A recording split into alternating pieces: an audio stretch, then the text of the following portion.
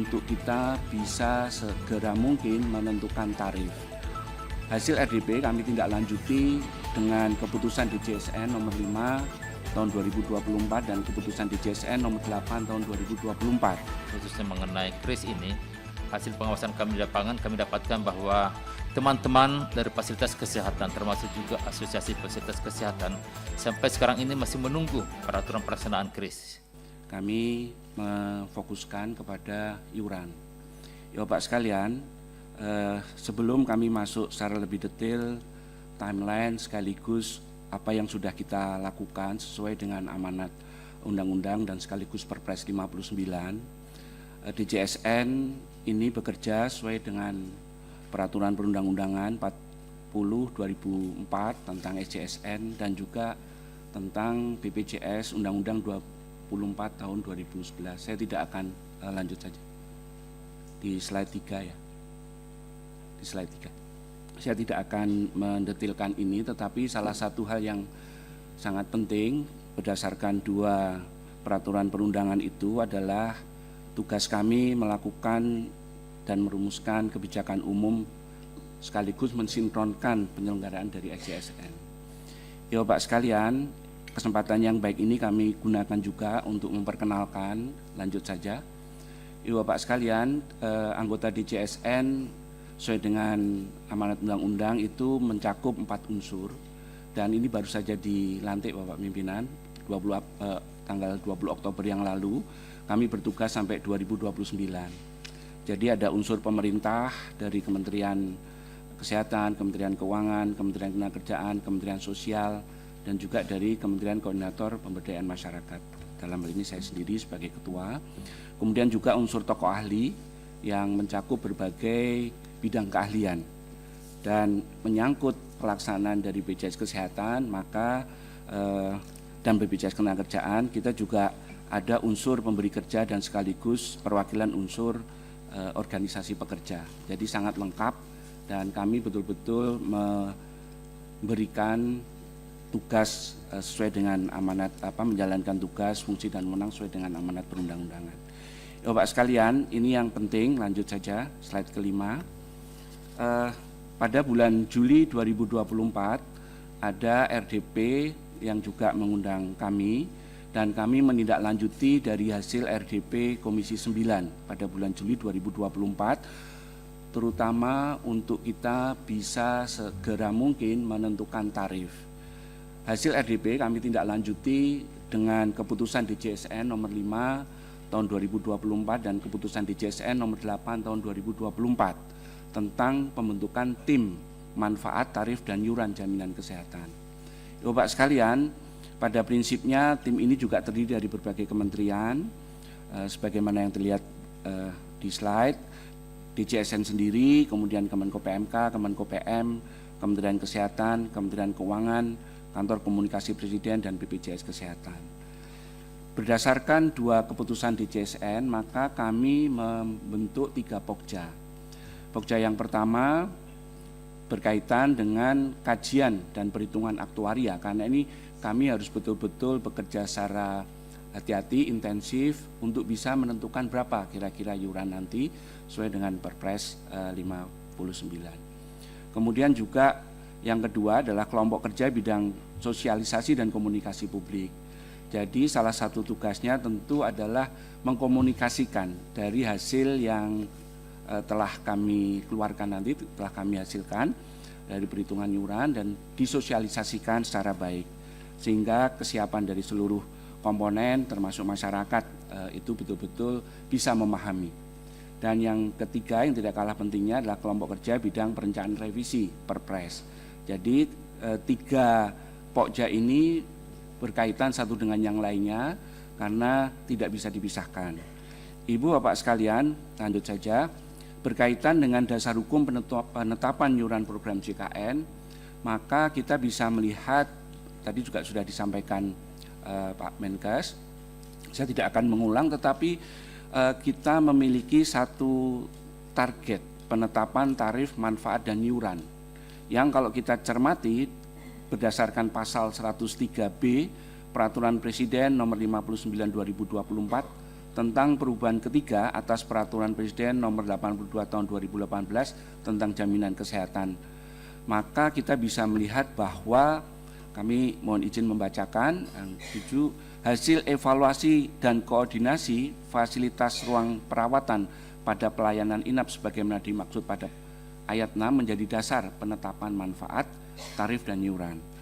Yang ke-8, penetapan manfaat, tarif dan iuran sebagaimana dimaksud pasal 7 ditetapkan paling lambat 1 Juli 2025. Oleh karena itu nanti kami akan melaporkan timeline apa yang sudah kita kerjakan, sehingga kapan kira-kira ada hasil akhir dari penetapan atau hasil akhir dari perhitungan kami terhadap iuran tersebut.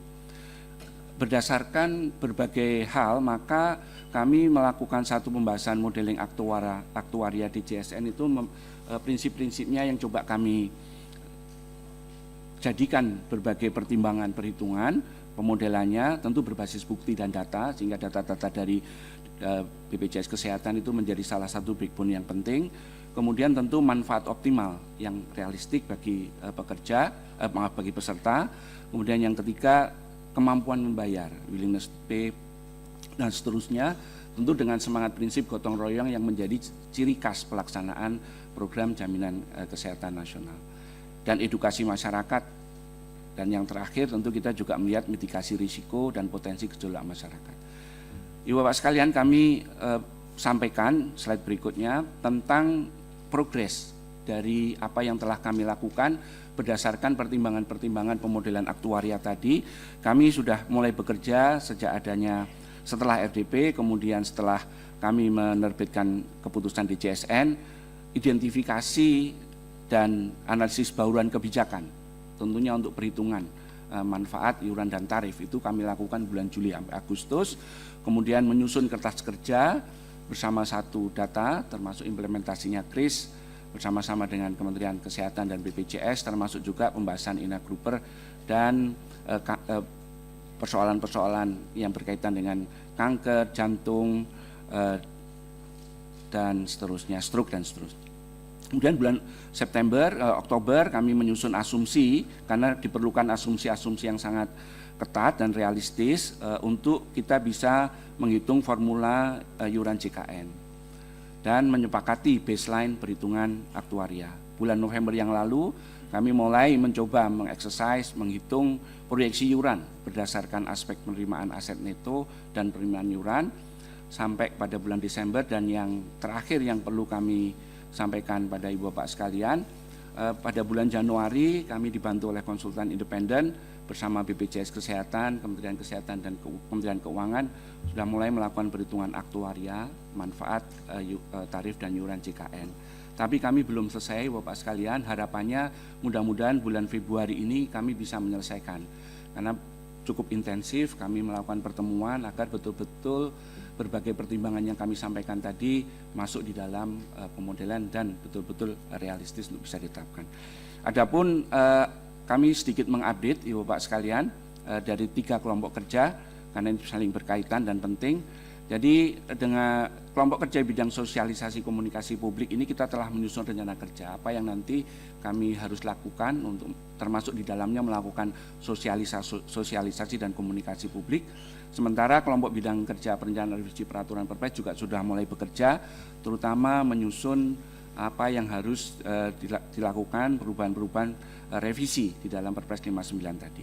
Tindak lanjutnya kami juga tentu mohon arahan dan masukan dari Ibu Bapak pimpinan beserta seluruh anggota Komisi 9. Yang pertama nanti DJSN pada saatnya akan mengirimkan surat kepada Presiden karena ini sesuai dengan peraturan undang-undangan terkait usulan penyesuaian iuran program JKN dari hasil penentukan tim penetapan manfaat tarif iuran jaminan kesehatan. Dan yang kedua, nampaknya nanti kami mohonkan juga ada pertemuan khusus Bapak Pimpinan agar kami bisa mengkomunikasikan hasil akhir dari perhitungan iuran kepada Komisi 9 yang berkaitan dengan kelompok kerja bidang sosialisasi komunikasi publik. Maka kami tadi harus setelah selesai, maka kami sesuai dengan timeline akan mensosialisasikan kepada seluruh komponen termasuk seluruh masyarakat. Dan kelompok kerja yang ketiga yang sangat penting adalah melanjutkan pembahasan draft perubahan Perpres yang baru. dan nanti akan merekomendasikan kepada Bapak Menteri Kesehatan untuk menerbitkan surat panitia antar kementerian revisi Perpres Jaminan Kesehatan Nasional. Ya, kami ingin menyampaikan tentang bagaimana sih potensi defisit BPJS Kesehatan. Tentunya kita semua memahami bahwa ada beberapa faktor yang menyebabkan terjadinya potensi defisit ini. Yang pertama adalah adanya ketimpangan antara pendapatan iuran dengan pembayaran beban manfaat. Ini terjadi oleh karena pertama, adanya peningkatan beban jaminan kesehatan pasca COVID-19. Kita semua memahami bahwa pasca COVID-19 itu terjadi rebound effect, di mana utilisasi rumah sakit, utilisasi klinik itu makin meningkat. Dan tentunya juga ini disebabkan oleh karena adanya perubahan pola tarif JKN sesuai dengan Permenkes nomor 3 dan juga dampak biaya tindak lanjut yang selama ini memang BPJS Kesehatan sudah melakukan screening 14 penyakit sebagai implementasi per BPJS nomor 3 tahun 2024. Penyebab kedua memang kita sadari bahwa sampai sekarang ini masih banyak anggota kita peserta BPJS Kesehatan yang non-aktif. Ini juga tentunya berdampak pada pengumpulan iuran sehingga nantinya juga akan mempunyai potensi defisit BPJS Kesehatan. Dan yang terakhir adalah bahwa penanganan fraud memang belum optimal sehingga dengan demikian maka ini juga berpengaruh terhadap potensi defisit BPJS Kesehatan. Hasil pengawasan di lapangan yang kami dapatkan bahwa memang direksi dan juga teman-teman sekalian membutuhkan mitigasi guna meminimasi risiko kejadian dan dampak yang akan ditimbulkan oleh defisit ini. Oleh karena itulah kami tentunya mengharapkan bahwa ada strategi dan inisiatif untuk peningkatan penerimaan. Dengan cara pertama adalah bahwa direksi sudah harus mempersiapkan usulan penyesuaian besaran iuran dan juga tentunya kita harapkan adanya fokus peningkatan tingkat keaktifan peserta PBPU yang selama ini memang masih banyak yang tidak aktif dan juga adanya strategi penganggaran secara rasional. Kami dari Dewan Pengawas BPJS Kesehatan sudah memberikan saran, nasihat, dan pertimbangan untuk memitigasi potensi defisit ini, yaitu adalah kami menyampaikan kepada direksi untuk membuat inisiatif strategis untuk meningkatkan reaktivasi peserta non-aktif, dan juga memaksimalkan penerimaan iuran pada peserta. Yang kedua adalah kami juga memberikan SNP kepada direksi untuk mengimplementasikan konsep global supply chain kepada pemberi kerja dengan mensyaratkan bahwa kepesertaan JKN aktif tidak hanya bagi pegawai dari perusahaan tersebut, tapi juga diharapkan untuk pegawai supplier, vendor, dan kontraktor. Yang ketiga adalah kita harapkan direksi secara proaktif melakukan upaya peningkatan pendapatan DJS dan memaksimalkan upaya optimalisasi efektivitas pengeluaran biaya pelayanan kesehatan. Dan yang terakhir adalah memberikan perhatian khusus terhadap pelaksanaan monitoring dan mitigasi risiko untuk meminimasi kemungkinan dampak kejadian atas potensi defisit DJS Kesehatan. Bapak-bapak dan ibu-ibu yang kami hormati, mengenai penerapan Permenkes nomor 59 tahun 2024 khususnya mengenai KRIS ini, hasil pengawasan kami di lapangan kami dapatkan bahwa teman-teman dari fasilitas kesehatan termasuk juga asosiasi fasilitas kesehatan sampai sekarang ini masih menunggu peraturan pelaksanaan KRIS. Mereka masih menunggu. Dan yang kedua adalah KRIS ini memang belum tersosialisasi secara merata kepada semua stakeholder kita, khususnya kepada para peserta. Mungkin sosialisasi kita sudah sampaikan kepada Dinas Kesehatan dan kepada Direktur Rumah Sakit, tapi kepada seluruh peserta itu belum maksimal, sehingga dengan demikian masih muncul perbedaan persepsi dan pemahaman tentang KRIS ini.